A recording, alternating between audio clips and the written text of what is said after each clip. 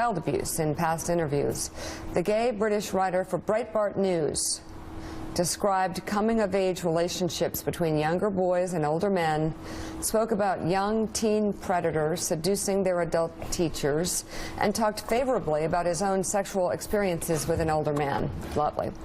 In statements on Facebook, he dismissed the videos as selectively edited, and he wrote in part, "I am a gay man and a child abuse victim, and I would like to restate my utter disgust at adults who sexually abuse minors," adding, "I'm partly to blame.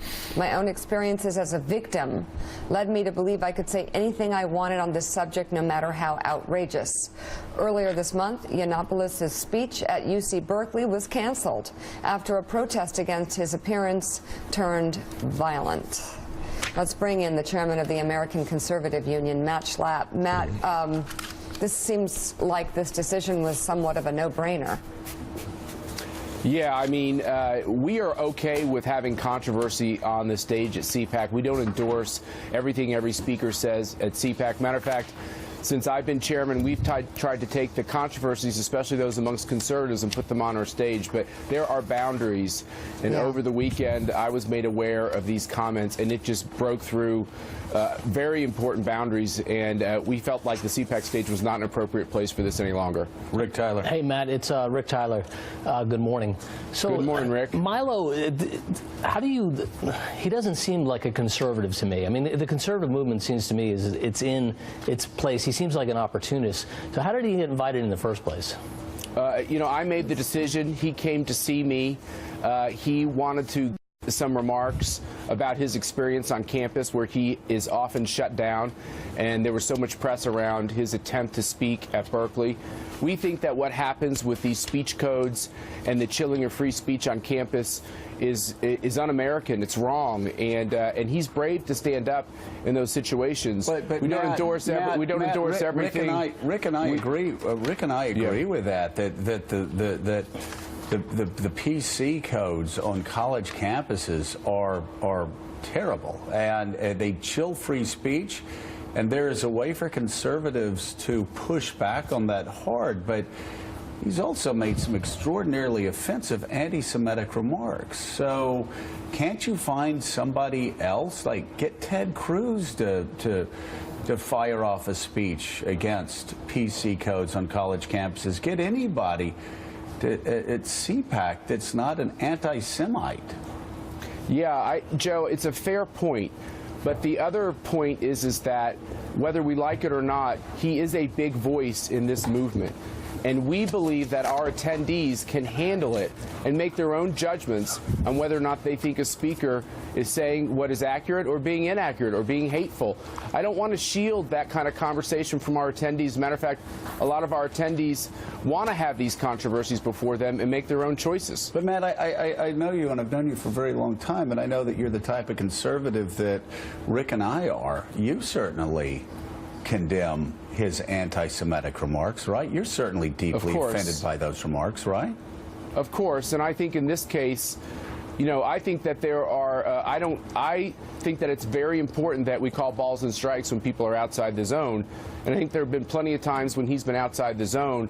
The question is this: is it okay for people who are offensive on campus? And that was the point of why he was invited. Hey, Matt, it's Willie Geist. Obviously, CPAC has always been a showcase for conservative thought, where the movement is headed. Right. Do you believe that Milo is conservative? He doesn't call himself conservative. He calls himself more of a libertarian. Libertarians have a very important role at CPAC. Some libertarians would deny that he's a libertarian. I do think we're throwing around, Willie, a lot of lingo and a lot of, we're trying to categorize people. Right. The fact is he's got a voice that a lot of young people listen to. I would rather have our attendees hear it and make their own judgments than me censor him. But you do concede, Matt, that even before this tape came out with the pedophilia discussion, that there were comments about race, there were comments about anti-Semitism, things that he had said that many, many people in that room would have already found offensive had that tape not even come out. Yeah, that's right. And also there is this charge that he's associated with the alt-right, and which we find repugnant. But we talked to him about that and said, look, we don't want to put you on stage if those are views that you have. He said he does not have those views. And he said he simply was going to talk about the fight to be heard on campus, which I think is important. Hey, Matt, 6 Yes, months sir. ago, have you ever heard of this guy 6 months ago? Did you ever hear of him? Yeah, I heard of. I saw some of his videos You're in a minority, then. throughout the presidential campaign, and I had people in my family and friends of mine, send me things that he said, and so yeah, I was aware of him. Do you want to sort of look? We like you here. You're a nice guy. We're going to give you a chance. You described a few minutes ago Milo Yiannopoulos as being brave. Do you want to take that back? No, I think when it comes to what he does on campus, Mike, you and I have different politics. But you have a right to be heard in America, and you have a right to be heard on campus. And it's not fair on campus that just voices that emanate from seem to be cherished and not voices from the right. Well, and I that's also not have true. decided as chairman of the American Conservative Union, I've had people say to me, we can't have speakers that are for gay marriage. And a couple of years ago, we broke through that and put people on the stage, and we've actually debated these issues that conservatives disagree on. I think there are disagreements about Milo and about what he says, and I'm comfortable with putting it on the stage and having that conversation, having that debate. He was going to have to answer all the tough questions by a moderator who had thought through these controversial statements and was going to challenge him on it. That being said, when the videos arose on his Right. comments on sexual abuse, we could not have it any longer. So I